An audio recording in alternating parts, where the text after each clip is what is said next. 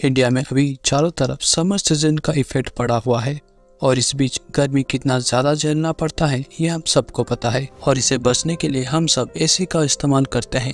पर क्या आपने कभी सोचा है कि ये एसी का आविष्कार कैसे हुआ और एसी का इन्वेंशन होने से पहले लोग कैसे गर्मी में रहते थे? अगर एसी के इस सफ़र को आप जानना चाहते हैं तो हमारे साथ इस वीडियो में आखिर तक बने रहिए। पर उससे पहले आपने हमारे चैनल को सब्सक्राइब नहीं किया है तो सब्सक्राइब कर लें, क्योंकि आपके लिए हम ऐसे ही इंफॉर्मेटिव वीडियोस लाते रहते हैं।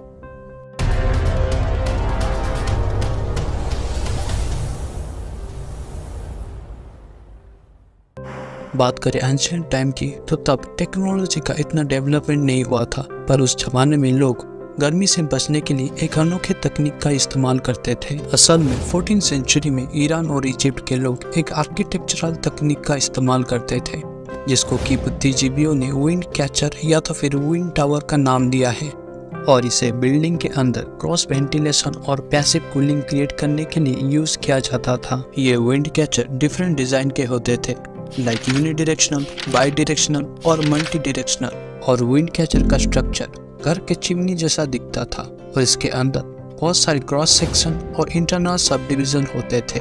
कुछ विंड कैचर में फिल्टर भी लगाया जाता था ताकि डस्ट को अवॉइड किया जा सके। विंड कैचर का हाइट और ओपनिंग विंड कैचर के लोकेशन और विंड फ्लो के डायरेक्शन के ऊपर डिपेंड करता है। अब चलिए जान लेते हैं इसकी वर्किंग मैकेनिज्म को। विंड कैचर दो तरीके से काम करता है। एक है विंड फ्लो के प्रेशर को यूज करके रूम के अंदर डायरेक्ट एयर फ्लो करना, और दूसरा है टेम्परेचर ग्रेडियंट से बुयांसी फोर्स का यूज करके। जिस जगह पे विंड फ्लो का डायरेक्शन सिर्फ एक ही डायरेक्शन से आता है तो उस जगह पर विंड कैचर का सिर्फ एक ही ओपनिंग होता है, और वो भी विदाउट इंटरनल पार्टीशन के साथ। और जिस जगह पे विंड फ्लो का डायरेक्शन एक से ज्यादा हो तब वहाँ पर विंड कैचर का ओपनिंग भी चारों दिशा पर होते हैं, और अंदर की दीवारें वर्टिकल सेक्शन में डिवाइड होते हैं। ये वर्टिकल सेक्शन विंड फ्लो का रेट रिड्यूस कर देता है, पर पुअर विंड एंगल्स पे एफिशिएंसी बढ़ा देता है और रूम के अंदर ठंडक देता है। क्योंकि मल्टी डायरेक्शनल विंड फ्लो के लोकेशन पे स्ट्रॉन्ग विंड होते हैं, तभी वर्टिकल सेक्शन और मल्टीपल ओपनिंग बनाए जाते हैं ताकि विंड कैचर का ब्रेकेज ना हो और हर जगह पर प्रेशर इक्वली डिवाइड हो। विंड कैचर का इस्तेमाल पुराने ज़माने में सोसाइटी में जो अमीर लोग होते थे वही इसे अफोर्ड कर सकते थे, और गरीब लोग गर्मी से बचने के लिए अपने घर के ओपनिंग पे गीला कपड़ा लटका लिया करते थे।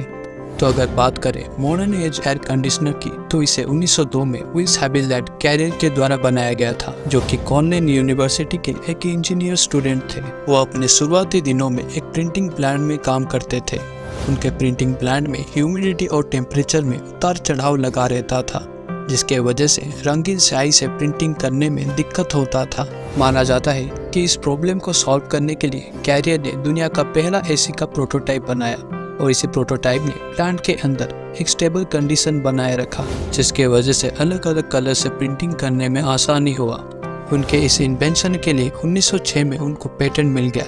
इसके बाद 1915 में कैरियर ने air conditioner and heating ventilation नाम पर एक कंपनी भी खोल लिया, पर उनके द्वारा बनाया गया एसी सिर्फ बड़े बड़े फैक्ट्रीज और ऑफिस में यूज किया जाता था, क्योंकि वो साइज में इतने बड़े थे कि वो एक बड़े कमरे का जगह ले रहा था। इसके बाद कई इंजीनियर्स ने इसके ऊपर काम करके इसके साइज पे सुधार लाया। बहुत सारी कोशिशों के बाद 1945 में रॉबर्ट शेरमैन के द्वारा एक छोटा सा एसी बनाया गया, जिसका नाम पोर्टेबल विंडो एसी रखा गया। ये एसी रूम को ठंडा रखने के साथ साथ गर्म हवा को फिल्टर भी करता था। अब चलिए जान लेते हैं एसी कैसे काम करता है।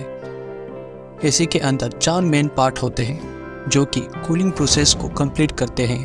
एक है कंप्रेसर, जो कि घर के बाहर रहता है पर एसी के साथ कनेक्टेड रहता है। ये एयर को कंप्रेस करता है। फिर आता है एवापोरेटर, जिसका काम है हीट एक्सचेंज करना। ये एक कॉइल है जो कि बाहर से गर्म हवा को लेकर अंदर ठंडी हवा को छोड़ता है, और इसके साथ कंडेंसर कॉइल भी जुड़ा हुआ होता है जो कि हीट को तुरंत बाहर छोड़ देता है। लास्ट में आता है एक्सपेंशन वाल्व, जिसके वजह से एयर एक कॉइल से दूसरे कॉइल को जाता है। आज के इस वीडियो में बस इतना ही। मिलते हैं नेक्स्ट वीडियो में, तब तक के लिए स्टे हंग्री, स्टे फुलिश।